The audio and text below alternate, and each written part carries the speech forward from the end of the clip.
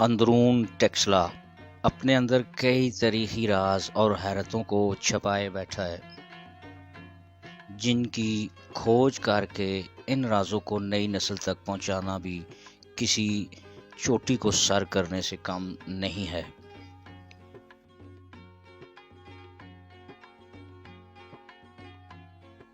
مین بازار ٹیکسلا سے گزرتے ہوئے ہر عام اور خاص شخص نے گوال سنگھ ہاؤس کو تو ضرور دیکھا ہوگا۔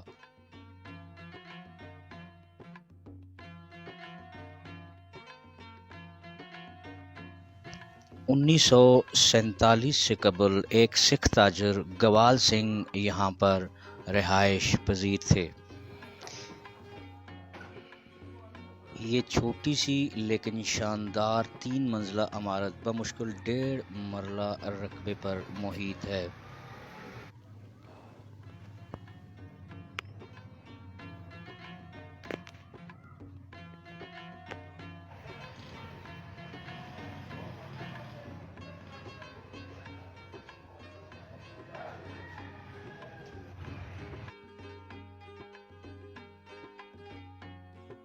میرا نام چودھری محمد حنیف ہے، ولد محمد طفیل۔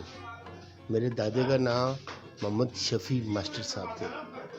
47 میں ہم آئے ہیں ہم لوگ، تو ہمارے دادے نے گورنمنٹ سے یہ الاٹمنٹ کرائی تھی دکان۔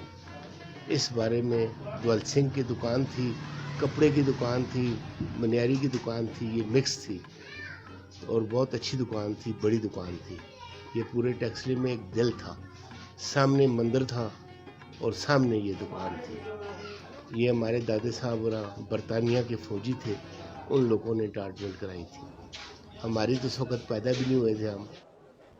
اندرون ٹیکسلا کے پرانے پیشے اور کھانے پینے کی سوغاتیں اب بھی کسی نہ کسی حالت میں زندہ جاوید ملتی ہیں۔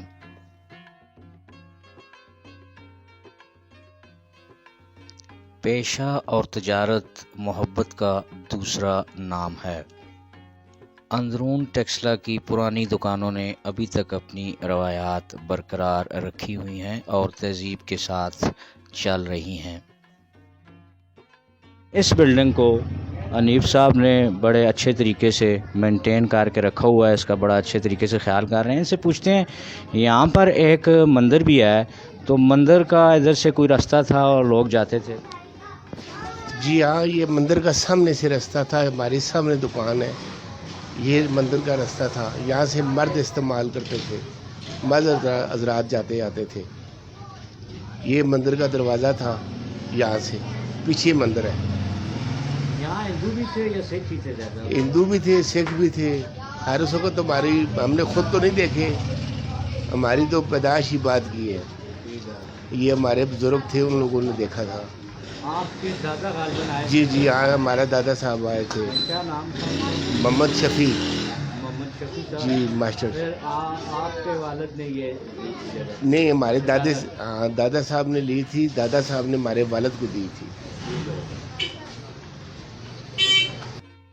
اندرون ٹیکسلا قسط نمبر 7 آپ نے دیکھی، گوال سنگھ ہاؤس، مین بازار ٹیکسلا۔ مزید قسطوں کے لیے بھی آپ ہماری ویڈیو دیکھتے رہیے گا۔ آپ سے اجازت چاہتے ہیں، میں ہوں ماسٹر نبیل عامر۔